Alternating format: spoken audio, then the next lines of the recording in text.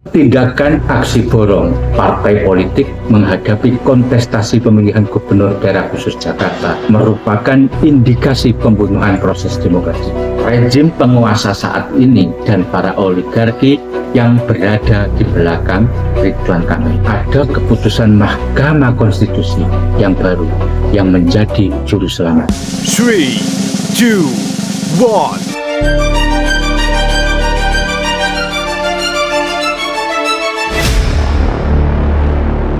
Mengabulkan permohonan para pemohon untuk sebagian.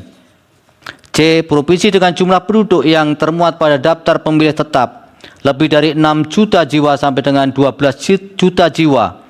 Partai politik atau gabungan partai politik peserta pemilu harus memperoleh suara sah paling sedikit 7,5% di provinsi tersebut.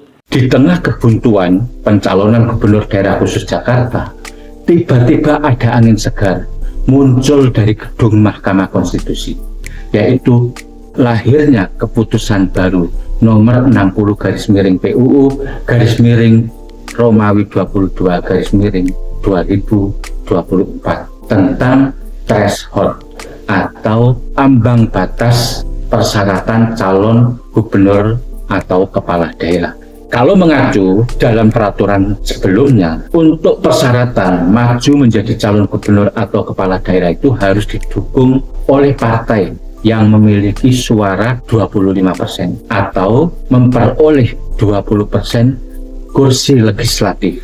Sedangkan keputusan yang baru, MK mengisyaratkan untuk maju menjadi calon gubernur atau kepala daerah itu persyaratannya disesuaikan dengan syarat calon independen, yaitu didukung oleh partai politik yang memiliki suara 7,5% dalam pemilihan legislatif kemarin.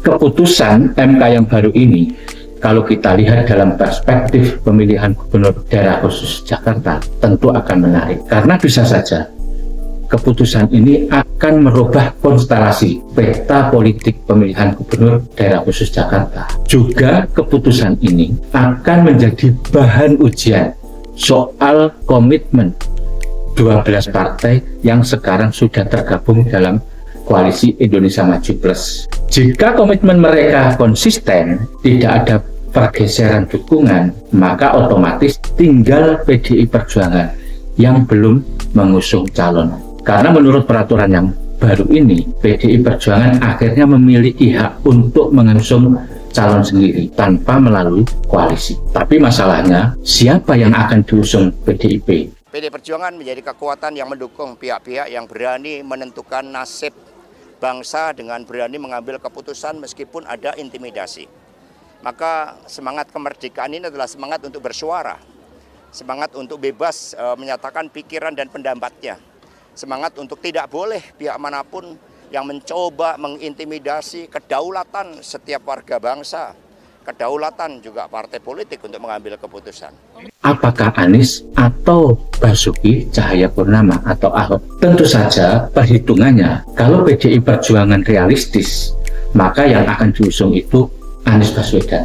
Karena hingga kini Anies Baswedan itu memiliki keunggulan elektabilitas dibandingkan dengan calon yang lain. Hal ini bisa kita lihat dari hasil survei Litbang Kompas pada bulan Juli 2024 yang lalu. Elektabilitas Anies itu berada di urutan pertama dengan perolehan 29,8%, sedangkan Ahok 20% dan Ridwan Kamil hanya mendapatkan 8,5%. Begitu juga ketika kita lihat dari simulasi yang dilakukan oleh Saiful Mujani Research Center atau SMRC ketika melakukan simulasi head to head antara Anies Baswedan dengan Ridwan Kamil. Perolehan elektabilitas Anies masih tinggi, sekitar 42,8%. Sedangkan Ridwan Kamil mendapatkan elektabilitas 34,9%. Tentu masih ada jarak yang lumayan jauh antara elektabilitas Anies dan Ridwan Kamil.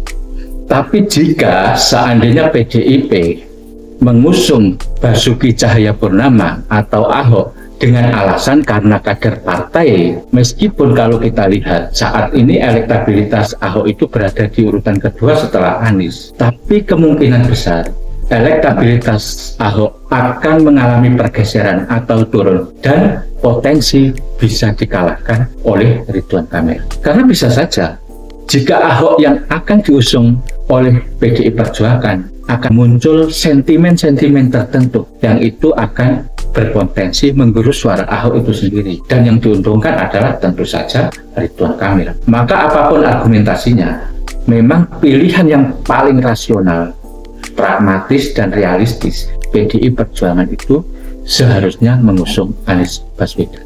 Kenapa PDIP harus mengusung Anies Baswedan?